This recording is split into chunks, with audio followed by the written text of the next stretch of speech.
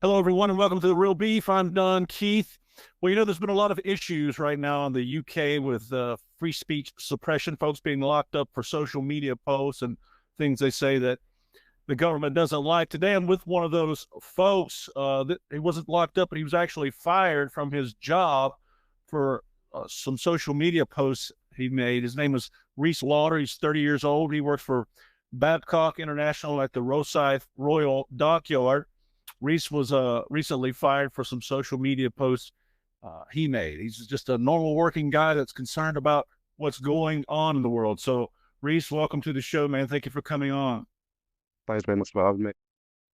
So, you sent me some posts that you had made on social media, the reasons that you were fired from your job. Tell me how this all occurred, a little bit about it, your post, and how it was presented to you by your superiors when they let you go. Yeah, so it all started a couple of months ago when the Adolescence program came out on Netflix. Obviously, there's quite a lot of heat around that. There's a lot of topic around it about truths of it, about how Netflix is left wing because they've adapted it and manipulated it and stuff. Mm-hmm. For anyone that didn't know, it was about a true life stabbing. A black man killed a young white girl, and then Netflix adapted it to make it a young white boy kill a young white girl.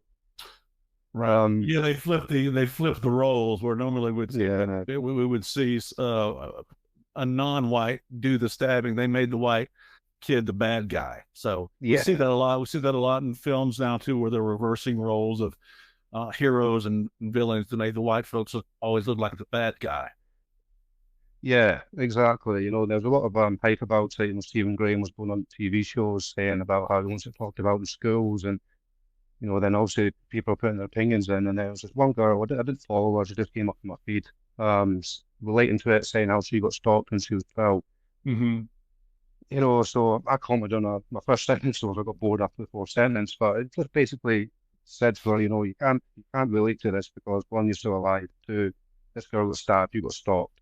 you know, this Mm-hmm. is a post for attention.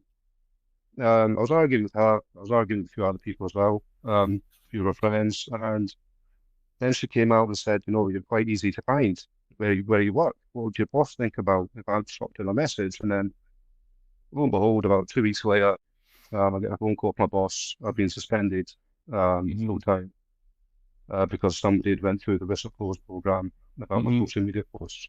Right. So I knew about that. They never told me anything. They never told me what is a posting. I just assumed it was about that. How long was your initial suspension for? But well, I guess were taking the time to consider whether or not they were going to let you go.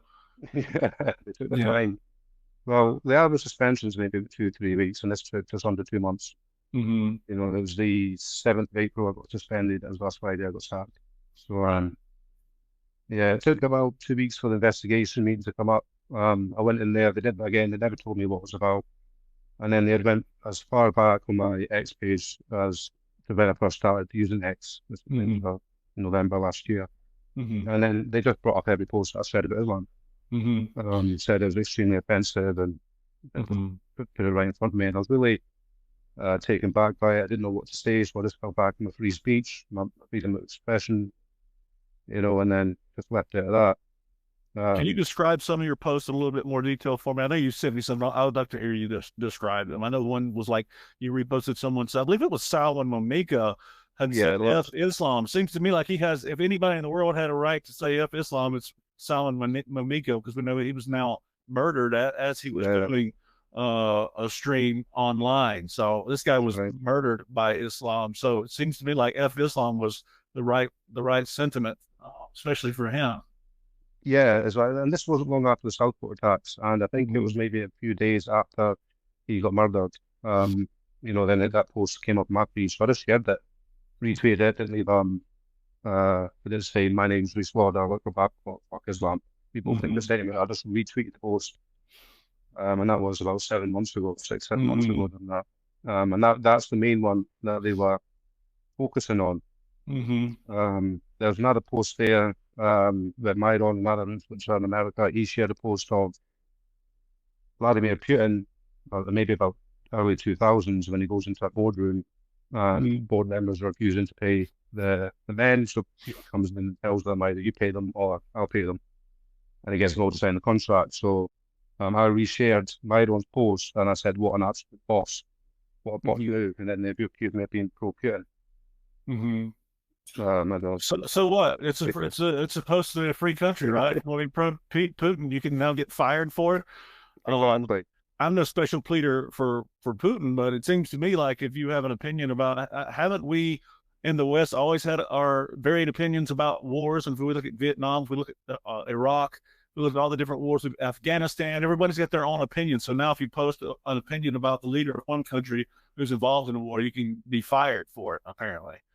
Yeah, exactly. You know, and that's what I said. I said it's not who it was the move that he done with the board members. Mm-hmm. If that was Macron or Trump or any other world leader at the time that done that, I would have said the same thing. It's not because it's Putin, it's because of the move that he done. To me, that's true. That's not true leadership, but good leadership. He's looking after his workers, and making sure the money goes into the workers' pockets and not that of the board members. And that's what I think a leader should do. Mm-hmm. And it doesn't matter that it's Putin or anybody else. But yeah, they held me accountable for it. Well, we know there's this massive attempt by the Western politicians, Western leaders to always make Zelensky look like the good guy. So anyone who's stumping or appearing to support Putin in any way, they're going to try to shut you down, apparently. But when they came to you, how were you shocked by this, or how did it affect you? Oh yeah, absolutely. Because I thought it was about I was convinced up until I got there that it was about the conversation I had with that girl. And Uh-huh. that's what I assumed it was about. So, Right. I went in there quite confident, like, about it. Because when you go through the whistleblower program, this is what the union was telling me, that the company, they went to the group, and the group forced Babcock to open an investigation. You're in a union, you said? I was in it, I was, yeah.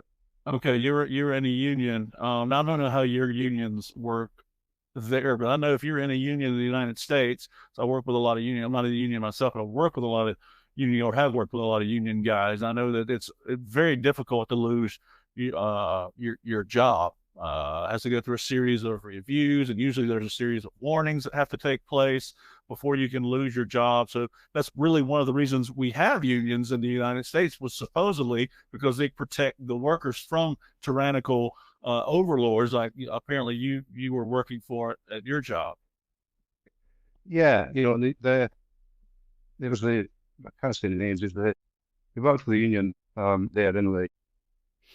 And halfway through the interview, they took an adjournment, and he was telling me how he thinks this is genocide in Gaza, how he's a Labour man, he voted Labour, Mm-hmm. and all this, and everybody's got, he's saying all these, everybody's got a right to be in the UK, and then there's me going into here and saying, like, I don't believe that people coming in are Mm-hmm. doctors and engineers. I think Mm-hmm. some of them, if not most of them, are here to cause harm.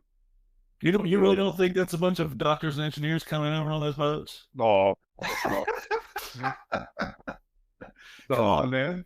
no. They That's look another bit, extremely isn't it? intellectual. That's another bit. They're all English teachers. That's what they are. Oh my goodness. Yeah, it was just when they put it in front of me, I was scunnered, is what we use, taken back. Didn't really know what to say. Mhm. And the union just basically said you need to be careful. That was free speech. One man's terrorist and another man's freedom fighter. And this is the kind of stuff he was saying in the hearings. But other than that, I got very little help. He was just there, not taking. Well, I bet you anyone who goes online and bashes Vladimir Putin or is pro Gaza and bashes the Israeli Defense Forces, I bet they don't lose their jobs. Yeah, exactly. I Um, know. how has this affected you? You got fired for social media posts. How's this affected your life? I never thought I'd become. It's on the rise. It really is on the rise. Mm-hmm. You take a look at Lucy Conley, everybody else. Mm-hmm. It really is on the rise. You got to compare himself to her. I don't know if I'm lucky. It's not something I agree with. I haven't been branded a racist because at the end of the hearing, they said that they don't believe I'm a racist. But they think that I unintentionally incite it, is what they said. Because of your opinions inside. Yeah, And Well, I saw the Yeah, post so that you sent me. Were not incite. I didn't see how they could incite any violence. I mean, just your opinion. Um, yeah. you know, Well, just because we something's said not really. Go ahead. they said I was in this meeting and I said to them, look, you've got that meme there, a repost of fuck Islam, and you're calling me that's extreme. That's really extremely offensive, is what he said to me. And I said, right, okay. Mhm. When you say extremely racist, the words along that effect, to me, I picture somebody in a KKK suit with a pitchfork on fire. That's in my view, that's what extreme racist is. If you say it's extreme racist, that's the Mhm. first thing that pops into my head. And I put that to him and I said, which one out of those two, if you were to see a picture of a man in a KKK suit or that retweeted meme, which one's more offensive to you? And he said they're both equally offensive. I didn't know It was quite tough. I didn't know Islam was a race. Since when did Islam Yeah. become a race? I said that to him as well. He said, you can't be racist against religion. And I said, if it's offensive, I'm not going to say his name. I said, if it's offensive, that's on you. I can give you disrespect. I can give you insults. I said, but offense is something you take. I can give you offense, That's right. That's through, exactly right. through opinions. And again, it's Yeah, it's like personal. it's the same as classifying something as hate speech. Who gets to determine what hate speech is? Always the left. The left seem to be the determiners of what is hate speech and what isn't. Yeah, but man, it's really getting. Lucy Conley. You mentioned her, man. That's just a sad story. Then we see other folks in the Pakistani Muslim community who are molesting and raping little kids who get off with no jail time. I saw one guy was I think it was an 11-year-old girl. He got no jail time because he was the only English speaker in his family, and the judge didn't want his family not to have an interpreter with them. Yeah. Another guy said that he was I guess he was schooled at an Islamic school and he didn't know raping women was illegal, and the judge let him go with no jail time. Yeah. Just such ridiculous stuff like that, and then you get white folks for simple social. And I think about poor Peter Lynch, who died in prison. Yeah, I know. Took his own life because again, speech. He was locked up for his speech. That was it. Women He being on him as well. He went about to a few protests and they intentionally peacefully protest to make a point of peaceful protest. That's what that David Lynch used to go and do. It's just social media that post stuff and they get jailed for it and end up taking his own life. He's one of the good guys, terrible. So sad. And then you've got I've seen now multiple folks being locked up for thinking about prayer in their head, silently praying in front of abortion clinic. So now we can get inside people's head and know what they're thinking and know what they're saying and put them in jail for that. So, yeah, the tyranny. In Glasgow, and I think it was about a 58-year-old man put on Facebook saying they didn't want Palestinian flags in the street. And the police raided him at 2 o'clock in the morning. That was I've spoken with him. That's Scottish Joe's husband. That's Scottish Joe's husband. Yeah, right. I spoke with him at the let's see, I can't remember if it was the last of the demo before in Parliament Square. But I did speak with him. I spoke with him and his wife. He was the caregiver for his wife, Scottish Joe, who was diagnosed with stage 4 cancer, and the police and they just because he mentioned Palestinian flags, he had a negative statement about Palestinian flags. They carried him off to jail. So it's unbelievable what it's come to. Have you been able to find new work? Yeah, well, I've got loads of qualifications, tickets, licenses, stuff like that. So I've done a course this week, get myself back into work. So I should be back into work in this couple of weeks. That's not really a big issue. What's your skill set? What do you do? Well, I'm a mechanical engineer by trade. I've got my HGV licenses as well. Nice. Mechanical engineer. It seems to me like this should be. So if you're out there and you're listening, where are you located, generally speaking, Reese? Fife, it's called. What's it called? Fife, Scotland? Yeah. So any folks out there in Fife, Scotland looking for a good man to come to work, shout out to Reese. You just, I guess, click on his link and give you a DM. Would that work, Reese? Thank you. Yeah, absolutely. Right. It's just such inconvenience and the way they went about it. They never gave me the opportunity to say, we don't like this, can you take it down? They never went through the mourning process. They threw it at me 100 miles an hour with no basically an ambush, and then used like all that against me. So when I got on the defensive and I said my free speech, freedom of expression, Uh-huh. they then kind of twisted that around by making out that I was unapologetic. You know, and I was about, no, if you gave me the opportunity to, maybe I would have taken them down, but he just came at me at 100 miles an hour here and then twisted it around. You know, it came out. Yeah, they did. How long had you been with this company? About 2.5 years, 2 years, 1 month. 2.5 years, and they didn't even give you. Had you had any sort of disciplinary action before, but related to this, or was this all of a sudden?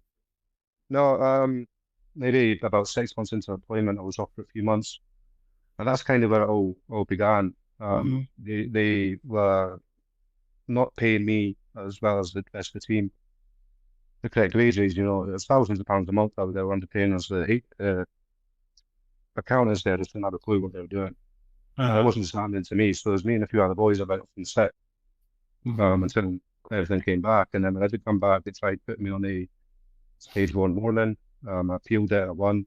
And ever since I won that, the stuff there that they've been doing, mate, is Oh yeah, they're it's looking for retribution. oh, I Yeah, they don't. definitely, Those wins sting. They don't like to be beaten. yeah, no, exactly. And you know, there's a supervisor there that is friends with a family member, Mm-hmm. and this supervisor was going back to my family member and slagging me off, and now I don't speak to half my family because of it. Mm-hmm. Me and the son were invited to the Christmas dinner with the family and everything like that, all because this one supervisor, and then I put up Mm-hmm. complaining about that, and they got swiped under the carpet. I Mm-hmm. was getting told to fuck off and find other jobs. So I was getting 3 times as much pay workload as everybody else. You know, Uh-huh. and this is all by supervisors, you know, and I wrote everything down. I've still got everything written down. Right. You know, and I took that to my manager and he wasn't very happy. So it was a turbulent career, if I'm being honest. You know, it got off from a bad start and I was always having to either fight them or defend myself or something, you know. But Yeah. as far as disciplinary warnings came, no, I was on a warning for attendance, but that's not disciplinary. I've never got into trouble. I never, you know, Mm-hmm. was up in HR meetings for getting shouted at or getting told I've done something wrong. That was never the case. Uh-huh. Have you looked at any sort of legal recourse that you can take, wrongful Yeah, termination or anything like that? well, the way they worded it is that bringing the company's name to distribute and abuse not aligning. That's the two reasons that they've sacked me for. Mhm. And basically, what I've been told is a company's got the same rights as a human being. You know, if that company doesn't like someone, they've got the right to dismiss them. Mhm. Um, However, dismissal would have to be like stage one, stage two, stage three, final written warning. You know, and then dismissal would have to be something like that if they didn't like. But they didn't have that trail there with me. You know, and they just went straight for the throat and went ahead Yeah. with it. I was in that meeting for 2.5 hours, and then at the end of it, um, this person that was doing it, he said, right, okay, I'm going to adjourn till I come to my decision. And he was away for 45 minutes on the phone to lawyers, but, you know, I defended myself. I felt quite well. And it came to the point, you know, um, yeah, um, that's just how it is. My legal advice, they're telling me that there's going to be a lot of big names that want to take this on, um, Mhm. just because, you know, freedom of right of expression, there's no blasphemy laws in the UK. Mhm. Nothing like that. I haven't cited violence. I haven't said, you know, my name's Reese Ward, I work for Babcock, and me and Babcock both think this about Islam. It said nothing like that. Uh, Everything that's either been the words of other people or my so there was no connection between what you were saying on social media, no public connection between you and the company you work for that could have somehow linked them to the social media post to somehow affect their reputation. No one would have known that you were working for this company. uh, no, so I don't have it on my Facebook, Instagram, my X, Okay. anywhere where I work. For that reason, even on Snapchat, you know, I don't tell people where I work Uh, for the business. However, they got me through LinkedIn. oh, That's what they said. So what they okay. did is they Googled me, it came up my name on LinkedIn, and that was me. And then they went to my ex profile, seen that was me, and they connected that way. So again, this company that let you go for social media posts is called Babcock International at Rosyth Royal Dockyard. And that's in Scotland? Yeah, that's right. In Scotland. So I guess those could reach out to them, give them a phone call and let them know how not pleased they are with these actions, firing folks for social media posts. It's really a shame to me. And I'm sure you're not the only one. There's a lot of folks going through similar situations right now. Is that right? Not there. Apparently, I'm the first one, the first social media incident they've had. But in Scotland in general, in the UK, I know in the UK, yeah. Yeah, I'm the same. Yeah, it's really kind of rampant right now. The left is totally taking control. What is it going to take to get out of this situation in the UK? You think, where we've got the left dominating what you can say, what you can say online on social media, just completely really eradicating your what free speech you had. What do you think's got to happen? Well, Labour needs to get out. That's probably the worst thing the country's ever done is voting Labour in. You take a look at Keir Starmer's history. That's enough. That's enough alone to get him out. Under his policies, he's not for the British people. He's more for the minority. He wants the minority votes. So I think that'd be the first thing that needs to happen. Then we need a stable, fair centre government that's not left, that's not right, that has got the British public's interest at heart first. Who do you think that is? Who do you think that is at this point? Given your choices. It has to be Reform, has to be Nigel. Yeah. Given the choices. Me personally, I would like Anne Middleton. I think he's got a strong chance of taking out now, sir. Who's that? Who'd you say? Ant Middleton. Oh, Ant Middleton. Yeah. Yeah, he's quite a prominent figure. Someone with his attitude, with his background, if we go back 30, 40 years ago, military, the offices, MPs, parliaments, they were all run by senior military, and the military went down into civil servant jobs. So, for instance, right now I'm doing a CPC course to get myself back on the road, and there's something called the Commissioner, who is the judge, the jury of all drivers in the UK.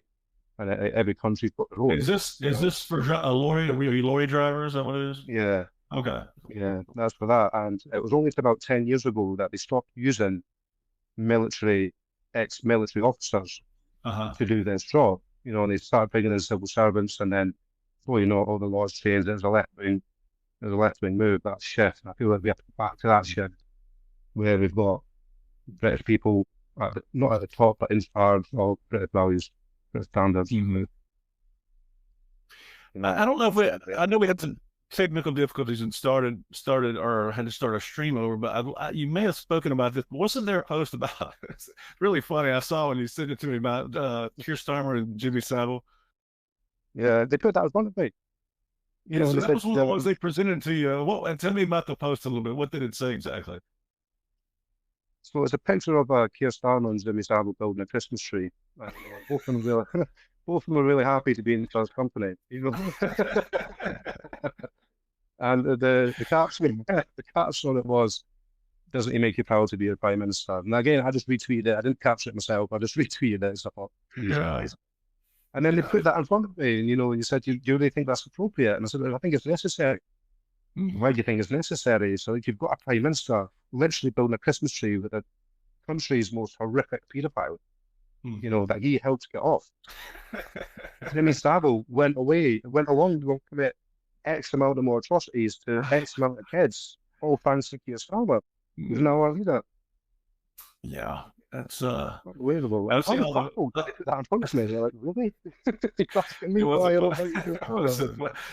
funny post.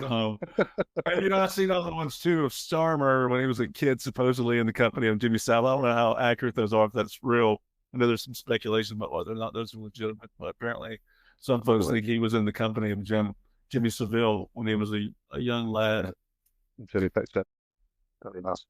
So your next steps, man. What do you plan to do now?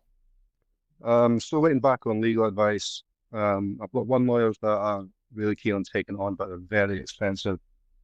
So I'm just trying to find the right legal team that will take it on. And then just get himself back into work and carry on. I'm not going to let it kick me down or anything like that. Good, man. Good for you. Keep me down. I mean, it's more of an them kind of attitude I've got.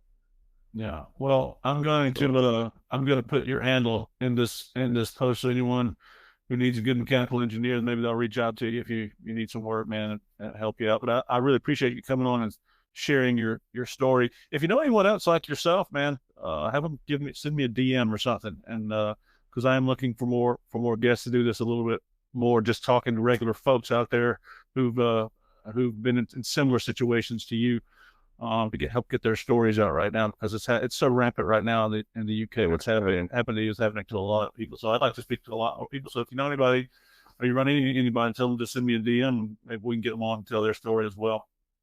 Yeah, yeah, definitely. I'm sure there'll be more. It won't be the last. Yeah. The way things are going. Well, thank you for coming on, man. It's been great having you. Thanks very much, Don. Yep. And thank you all for watching. I'm Don Keith. This has been The Real Beef.